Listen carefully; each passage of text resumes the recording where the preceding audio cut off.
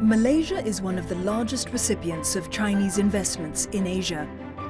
Since 2008, billions of dollars in loans and investments from Beijing have flowed into the Malaysian economy.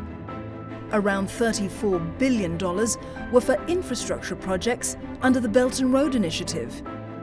But in the run-up to the recent elections, the former Prime Minister Najib Razak was accused of selling out the country to foreign businesses with too little questions asked.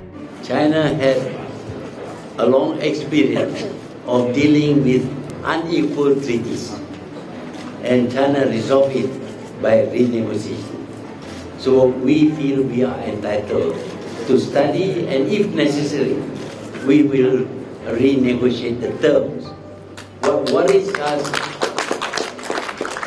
us is the amount of money borrowed by the government. 55 billion just for the East Coast Railway and lots of other borrowings, which will be a great burden on the country. Concern for some of these mega projects lies with how they're financed, via concessionary loans from the Chinese state-owned Export-Import Bank. Unlike foreign direct investments, loans come with greater financial risks, especially if they're guaranteed by the federal government. The concern here is that when you have high levels of external debt being used to finance economically unproductive projects, and that leads to the country defaulting, that can result in China being able to use that debt as a negotiating chip when it comes to other political or economic talks. In particular, the $13 billion East Coast Rail Link project has come under fire for its hefty price tag and questionable contribution to the local economy. We don't build, we don't know what kind of economic benefit could be brought to the East Coast, West Coast, and in between as well. According to analysts, projects with strong business cases that are politically popular, such as the Singapore Kuala Lumpur high-speed rail, will likely remain intact. Others, like the East Coast Rail Link and the Forest City complex in Johor, which are more politically contentious, are at higher risk. And that's one of the reasons why we actually take a fairly optimistic view on the high-speed railway.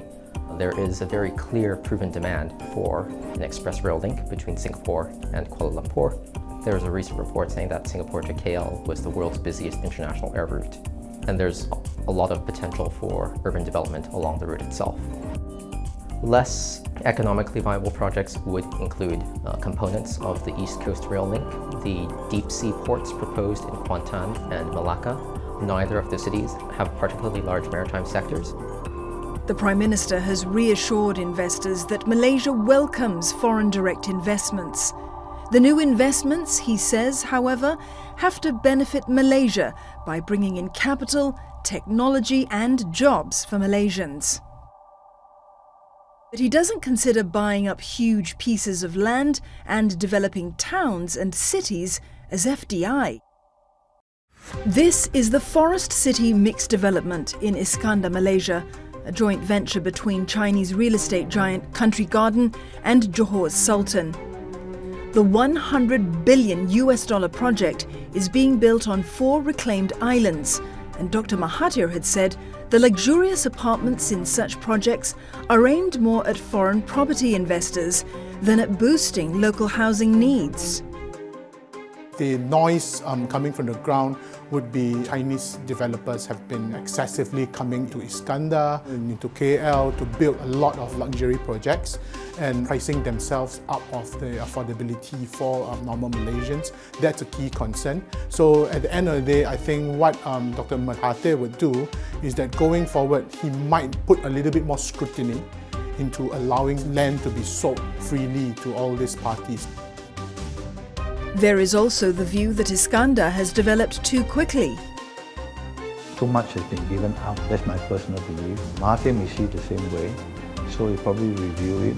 Certainly he won't stop it because the momentum is there, so he may temper it down. But it's not so easy in this politics because the Sultan is involved.